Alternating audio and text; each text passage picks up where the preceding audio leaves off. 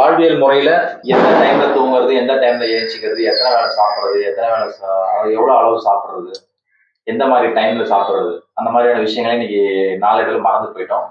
வாழ்வியல் ரீதியா நம்ம வந்து இப்ப எவ்வளவு 10 வருஷம் 20 வருஷம் இந்த மாதிரி கஷ்டப்பட்டு தவறா போயிட்டோம் போனவங்க கூட இந்த நேரத்தை சரி பண்ணி நேரத்துக்கு சாப்பிடுறது, நேரத்துக்கு தூங்குறது, இந்த மாதிரி விஷயங்கள்ல இயற்கை ஒத்த பழக்கங்களை பார்த்துக்கிட்டாங்கன்னா எந்த நோய்களா இருந்தாலும் காணாம போயிடும். அதோட நம்ம செய்ய வேண்டியது என்னன்னா, மனதை வந்து இயல்பான தன்மையில வச்சுக்கிறது. இதை மட்டும் செஞ்சுட்டு ஆரோக்கியமா வாழலாம். மீண்டும் இயற்கைக்கு திரும்புறது, மீண்டும் தன்னுடைய இயல்புக்கு திரும்புறது. தொலைச்ச இடத்துலதான் எதையும் பெற முடியும். வீட்டுக்குள்ள தொலைச்சிட்டு வெளியில தேடினா கிடைக்காது.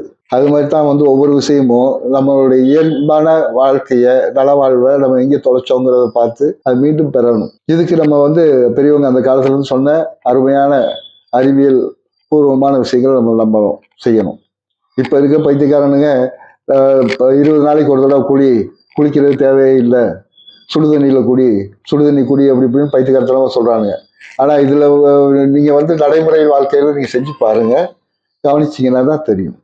யாராவது ஒருத்தராவது தினமும் தலைக்கு குளிக்காம இருக்கிறவங்க ஆரோக்கியமா இருக்காங்களா?